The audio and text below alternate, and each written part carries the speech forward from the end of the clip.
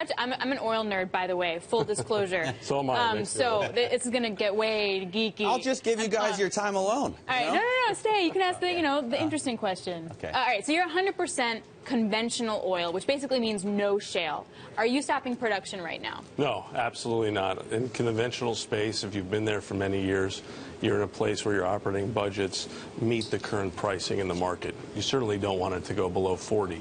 But where we're at right now, we're comfortable. I was lucky enough, or prescient enough, at least my team, to sell out of the shale space at $100 oil. We've seen that movie before. I've been through 3 cycles now. It happens to be that we're in a great place to take advantage. That's why I'm here in New York right now. Everyone's stockpiling to go after attractive opportunities, whether it be in the shale plays in the U.S., whether it be in the oil services space.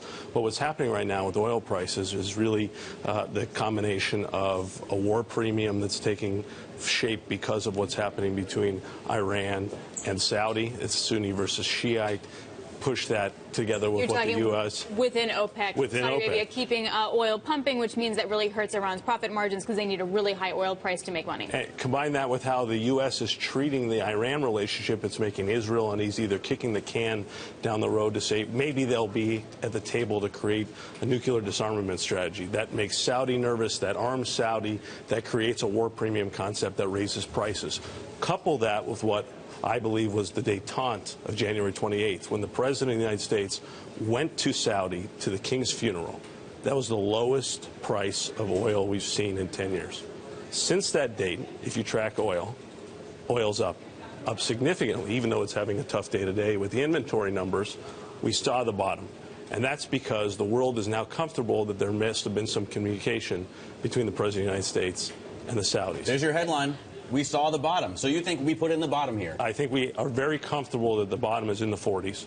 I think we've seen the bottom because if you just track the power that's occurring, the clash that's occurring between the war premium that I talked about and now the détente period that we're in right now, let's call it the détente premium, we're in a position where I think oil is stagnant for a while at these prices, but then we're going to see in the patch the triple play.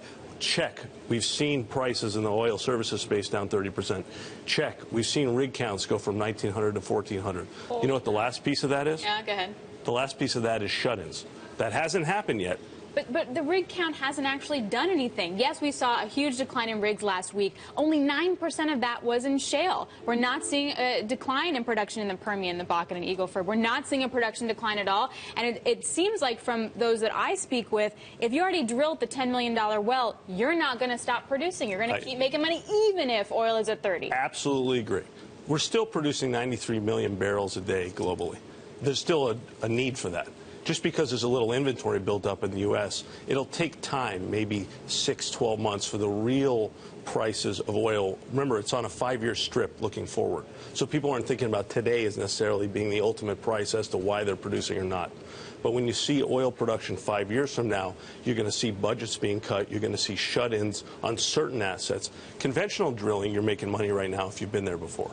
And also, by the way, the future conventional is going to be tough because we're looking at millions and millions and millions, exactly 10, 15 years. That's exactly right. And has a lead time of like a few months if you want to get it in the ground. You're absolutely right. So the spot price is kind of in the rearview mirror for you. I mean, you're thinking. Well, if you look at the futures curve, you can see that. Right. You're thinking ahead, but pretty far ahead.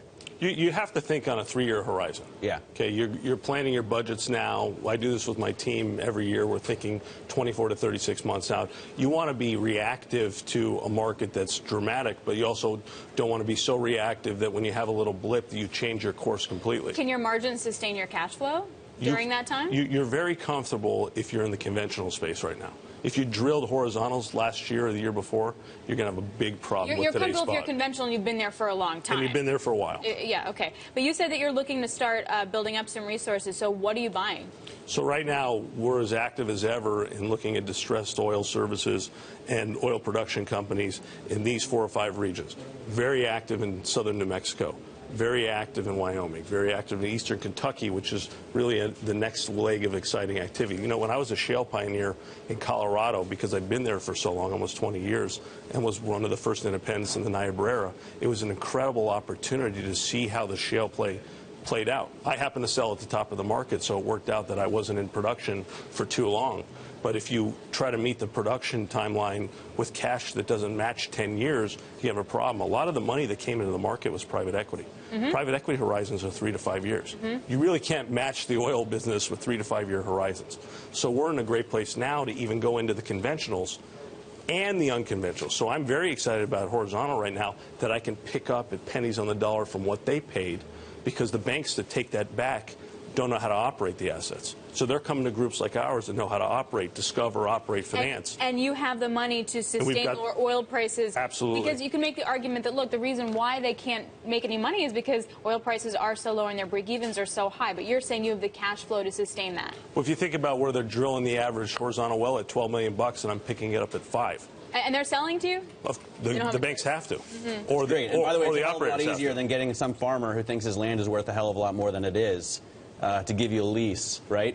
Well, the conventional driller, especially, because the shale guys are going to come in and pay him a lot more. I kept telling everyone it was the .com of the oil space, where you'd go drive by someone's farm in Colorado or Wyoming, and there'd be a sign on the door that said, if you want my acreage, here's the purchase price, come in and sign the purchase agreement. And people would do it. So it's a new world out there. It's going to go back to the new normal, and that's where we sit. And you say it's a bottom. I disagree. We'll fight it out on break. It'll be fun chat. It was really great to meet you. Yeah, fascinating stuff. Thanks so much for joining us. Thank you. Thank you.